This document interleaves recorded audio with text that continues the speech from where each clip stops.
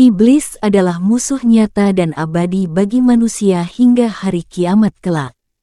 Iblis sudah bersumpah di hadapan Allah Subhanahu wa Ta'ala bahwa ia akan menjadi musuh abadi bagi manusia.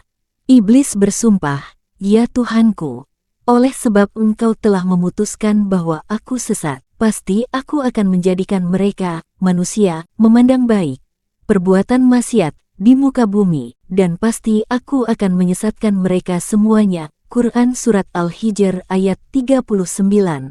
Iblis akan selalu dan terus berusaha untuk menyesatkan manusia dengan berbagai cara sampai cita-citanya menjerumuskan manusia ke dalam neraka bisa berhasil. Allah Subhanahu wa Ta'ala mempersilakan iblis untuk menggoda dan berusaha menjerumuskan manusia dengan cara apapun dan mempersiapkan neraka jahanam untuk iblis dan para pengikutnya. Namun Allah Subhanahu wa Ta'ala memberi peringatan kepada iblis bahwa yang mampu ia jerumuskan adalah manusia-manusia yang mau mengikutinya. Sedangkan orang-orang yang ikhlas kepada Allah Subhanahu wa Ta'ala, yang ibadah dan amalnya semata-mata hanya mengharap ridhonya, maka iblis tidak akan mampu menjerumuskannya. Allah Subhanahu wa Ta'ala menjawab sumpah si iblis, "Sesungguhnya hamba-hambaku tidak ada kekuasaan bagimu terhadap mereka, kecuali orang-orang yang mengikut kamu, yaitu orang-orang yang sesat. Dan sesungguhnya jahanam itu benar-benar tempat yang telah diancamkan kepada mereka, pengikut-pengikut setan semuanya." Quran Surat Al-Hijr ayat 41-43.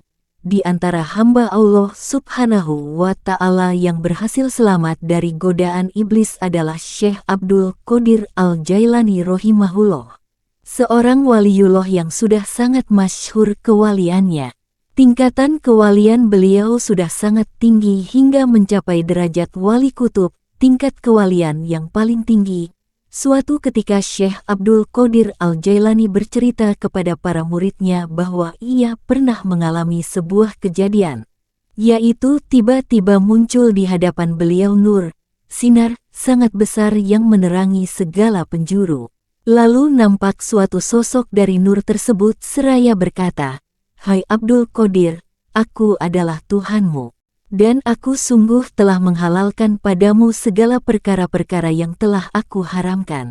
Syekh Abdul Qadir menjawab, "Aku berlindung kepada Allah dari setan yang terkutuk. Sirnalah kau wahai makhluk yang terkutuk." Seketika itu pun sinar tersebut hilang dan berubah menjadi asap hitam. Namun lagi-lagi iblis tidak putus asa. Ia tetap berusaha agar bisa menipu dan menjerumuskan Syekh Abdul Qadir Al-Jailani. Walaupun ia telah gagal dengan tipuan yang pertama, ia tetap melancarkan tipuan selanjutnya. Iblis mencoba menjerumuskan Syekh Abdul Qadir menjadi orang sombong dan bangga diri. Iblis kemudian berkata kepada beliau, "Wahai Abdul Qadir, engkau telah selamat dariku sebab ilmumu dengan ketetapan Tuhanmu dan sebab keahlianmu di dalam hukum-hukum keadaan-keadaanmu. Sungguh, dengan tipuan seperti tadi, aku telah berhasil menyesatkan 70 orang dari ahli tarekat, ahli tasawuf." Namun sekali lagi, Syekh Abdul Qadir gagal ditipu oleh iblis. Beliau menjawab, "Keutamaan dan anugerah hanya milik Tuhanku." Beliau tetap tawadhu dan merendah. Beliau sama sekali tidak merasa bahwa keberhasilan mengalahkan iblis adalah sebab beliau, akan tetapi sebab anugerah dan pertolongan Allah Subhanahu wa Ta'ala, sehingga pujian hanya milik Allah Subhanahu wa Ta'ala semata. Kemudian ada yang bertanya kepada beliau, "Bagaimana bisa Anda tahu kalau itu iblis?" Beliau menjawab, "Dari ucapannya, aku halalkan padamu segala perkara yang diharamkan, dan aku tahu bahwa sesungguhnya Allah Ta'ala tidak pernah memerintahkan perkara-perkara yang haram." Dari kisah tersebut, kita bisa mengambil hikmah bahwa sampai kapanpun iblis tidak akan menyerah untuk menebar tipuan-tipuan bagi manusia. Kalaupun terlihat indah dan baik tipuan iblis, namun pasti ujung-ujungnya akan bisa menjerumuskan kita ke dalam jurang kemaksiatan.